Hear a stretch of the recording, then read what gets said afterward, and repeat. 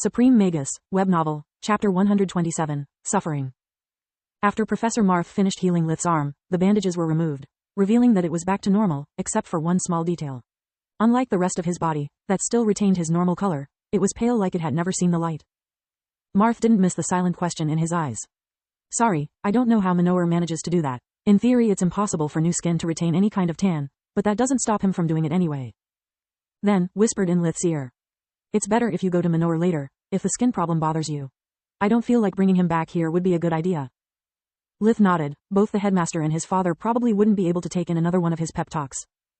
Professor, you have yet to tell me what happened after I lost consciousness. Thanks to Solus, Lith already knew the answer, but he needed to pretend to be curious about it.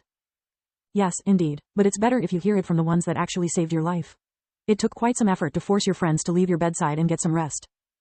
His parents were moved, hearing their son had such dedicated friends. Lith not so much, since it made crumble another chunk of his personal beliefs. It also raised a creepy question. Solus, since now I'm wearing an hospital nightgown, please, tell me Manohar didn't strip me in front of the others. No, he didn't, she giggled, but there would be nothing wrong with it, you are all doctors after all. True, but if the situation was reversed, do you think any girl would like being seen naked by 3 of her male friends? It depends on the friends, I guess. There was a hint of malice in her words. Okay, that's it. Lith decided to solve the matter once and for all.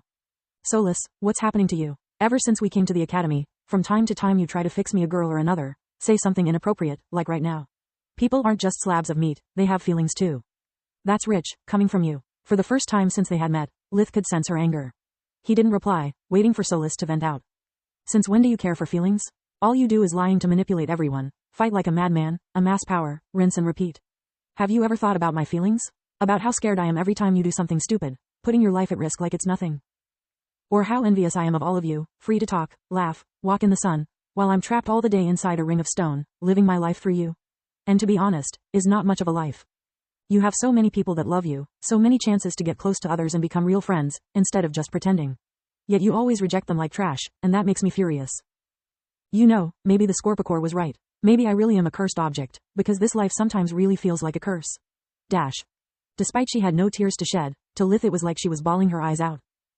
It made him feel terribly guilty and helpless.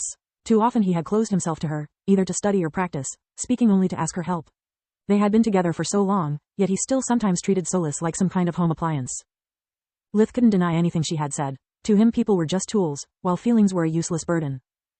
I'm sorry, Solus, I don't know what to say. All this time I never stopped considering how you felt, always taking your happiness for granted. It's not entirely your fault, she mind-sniffed. I never shared my worries with you, because I was afraid you wouldn't care or understand. Thanks for proving me wrong. A warm aura spread from her consciousness, the equivalent of a hug. By my maker, it was all so much easier when we just met. With me being content just with surviving, learning new things every day. But now, knowledge is not enough anymore. I want to feel, I want to experience, and you are my only window to the world. I should be the one apologizing, for being so pushy all this time. Well, maybe between necromancy and forge mastering, we can find a way to give you a proxy body. A corpse or a golem? Thanks, but no thanks. I already feel like a monster. Sometimes, I don't need to also look like one. Besides, I think life isn't a problem to be fixed. More like something I need to decide if it's worth having.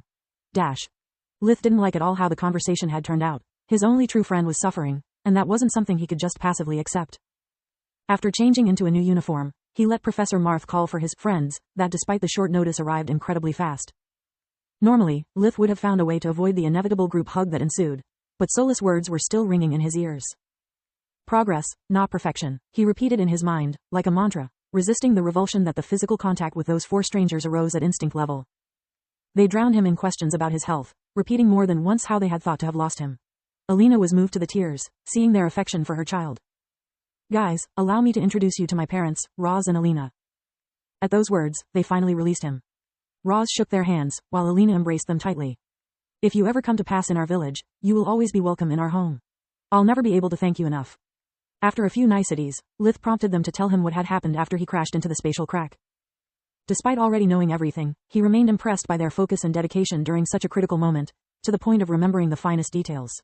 Obviously, with Linho's present, they overlooked all the punching part. Then it was Lith's turn to express his gratitude. A simple thank you and a handshake was fine for Roz, who was a stranger to them.